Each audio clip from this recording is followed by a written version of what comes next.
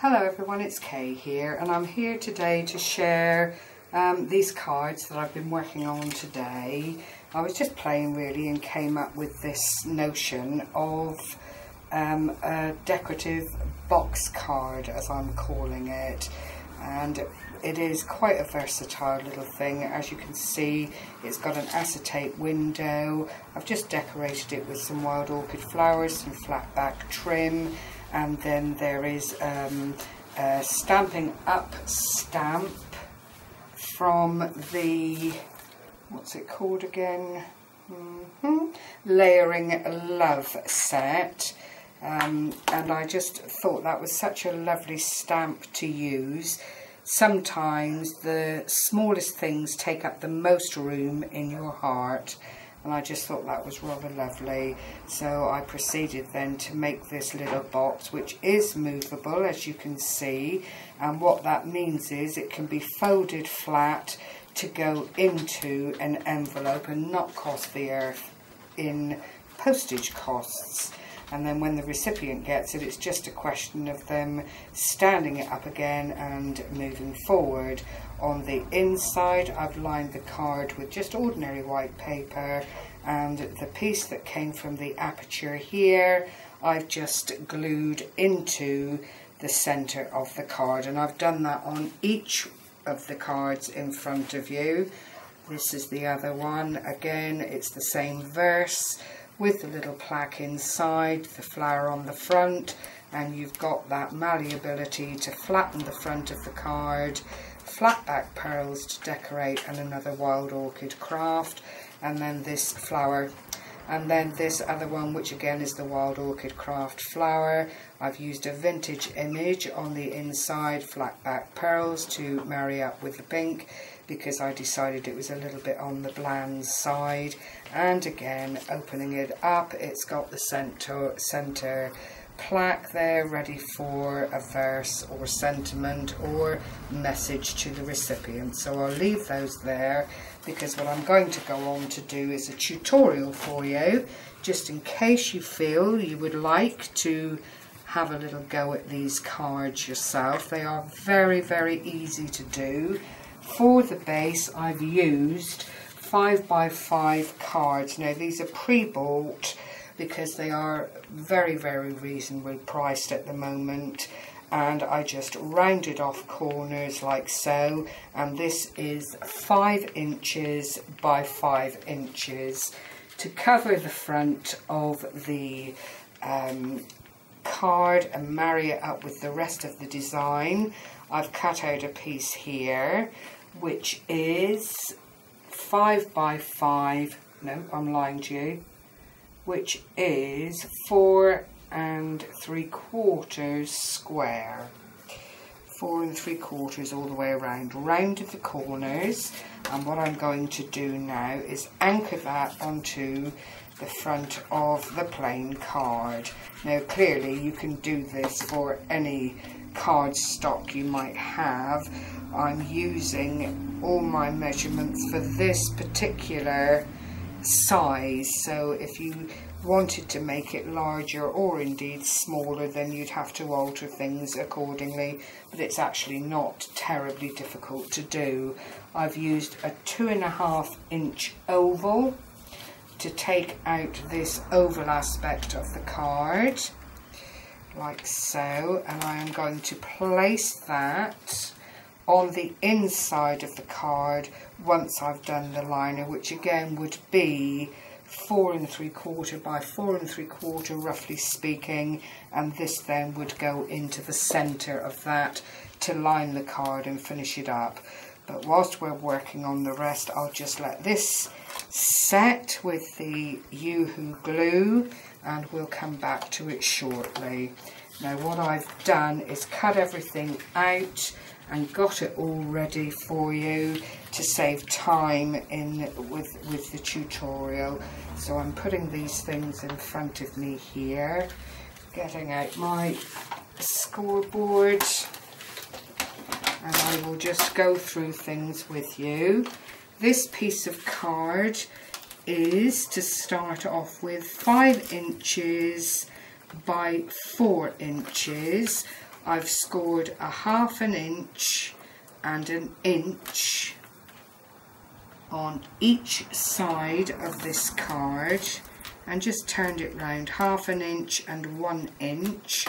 I have then taken this piece of card with the die to my die cutting machine, put the card down and centralised this die within the two scored areas. So if I turn it over this way, hopefully you'll see it clearer. I've tried to get it in between this score line and this score line and cut out the aperture. I've then gone on and placed this red backed tape because it is very, very strong, and put that around the oval frame. I'm going to peel off the backing now as best I can, and I have my image ready and a piece of acetate. I've cut the acetate to within about 1/8 of an inch of that middle aperture, which works out to be approximately 3 inches by 3 7/8. I've removed the liner from the acetate. I've got a really flimsy acetate here. It's not at all strong, but it does the trick for this kind of thing. And I'm going to just place that over the aperture, and that then becomes anchored down by the pre-placed tape. And by burnishing and folding the two score lines, you come up with that scenario. So you've got 1/2 inch going around the back and a 1/2 inch on the sides, which forms that box within the design framework there. You then get another piece of designer paper. I've actually used 6x6 papers because there's less waste. This size is 3 3/4 by 4 inches, and taking the shorter side, I've scored 1/4 of an inch on either side, folded and burnished like so. The next thing to do is anchor down the image or stamp that you want to use. And probably I should have done this beforehand. I have every other time, but I'm on camera and I'm more concerned with time.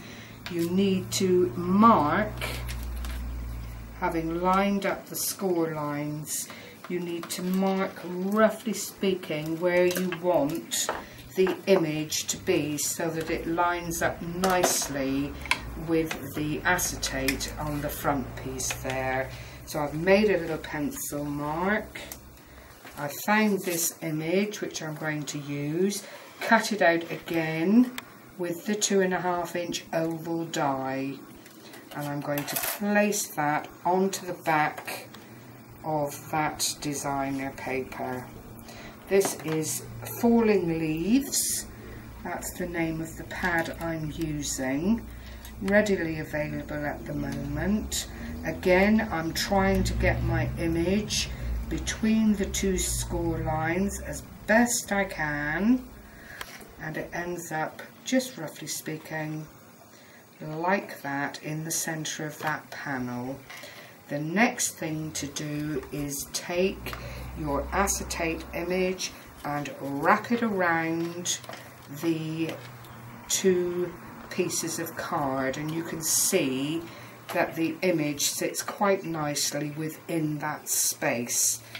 We want to put Yoo-hoo glue on the back panel and the side panel, marrying up the creases as best you can to make sure that you don't obstruct the fold, the crease score line in the front there. So that's the first one on, Again, you'll see I'm using the Yoo-hoo.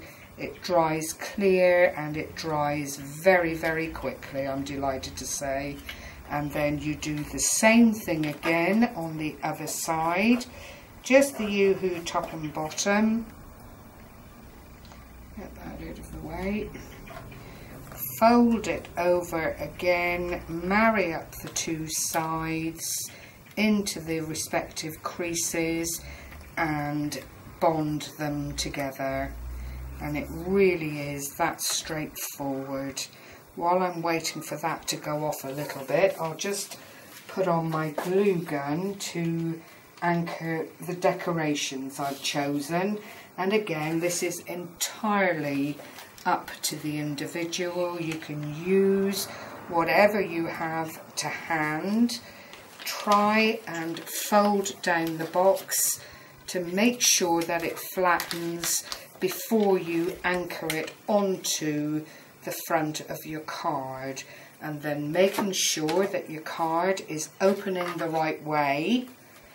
Very, very important. You affix this onto the center, or as the center as best as you can get. If you want to mark it, do by all means. I'm doing this by eye because I do need to be aware of time, and I don't want to run over too far because it makes it such an ordeal to sit through and watch it. But I will then place that onto the front of the card like so. And that is fairly central by eye. It's not too shoddy at all. It will move until it's thoroughly anchored. So I'm just going to let that go off whilst it's sitting there. Just making sure that I've got a fairly equal border, top and bottom and from side to side.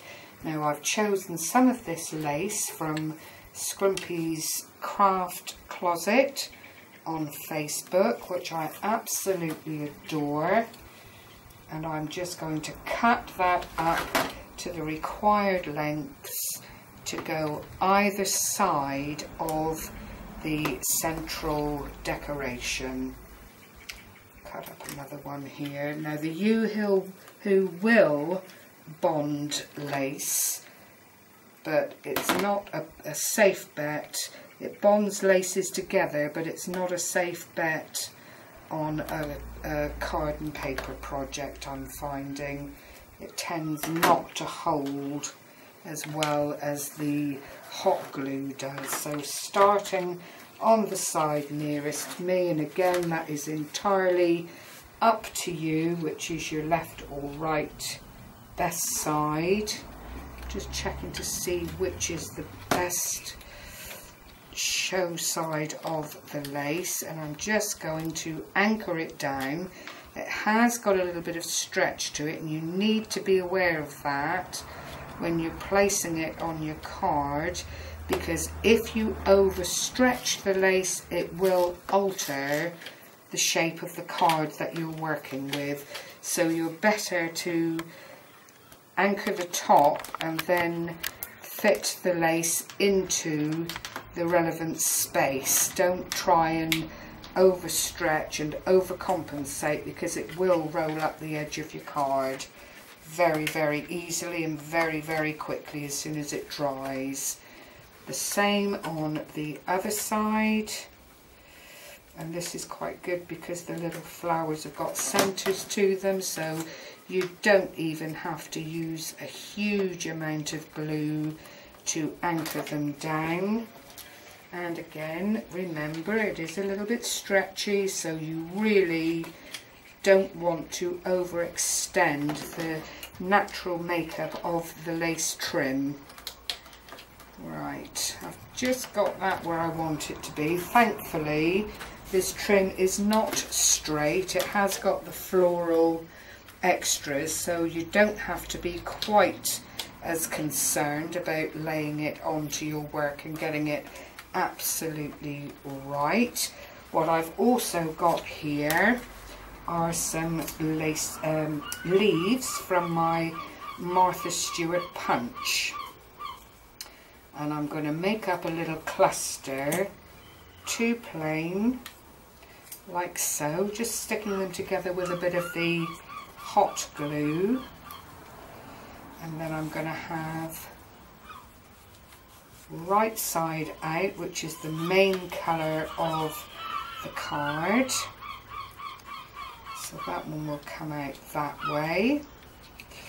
And another one on the other side. So that's 4 little leaves all together, and I just want to place them onto this corner down here with a bit of the hot glue, which I will then just anchor down.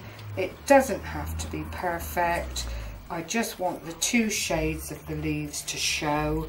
And then I've got a Wild Orchid Craft Rose, which lends itself to this very, very well, and I'm just going to put that in to the little leaf cluster.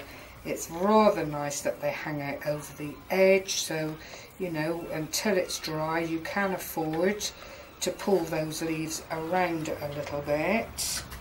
And there is the made card, and I think you'll agree it is very, very pretty. It, as I say, allows you to fold it over for postage and packaging. You don't have to spend the earth getting it to whoever you want to send it to. Do try not to handle the acetate too much, because it is a dust magnet and fingerprint holder, and it will show through on your work. It's better to handle that as little as you possibly have to. It really is. So I hope that's been of help to you. I hope you feel it's something that you would like to try. It's a nice, quick and easy card. The acetate just gives it that photograph effect. It is very, very dimensional, as I'm sure you can see, because you've got that 1/2 inch lip, and it just gives it that look of something different. So thank you for sharing this time with me again.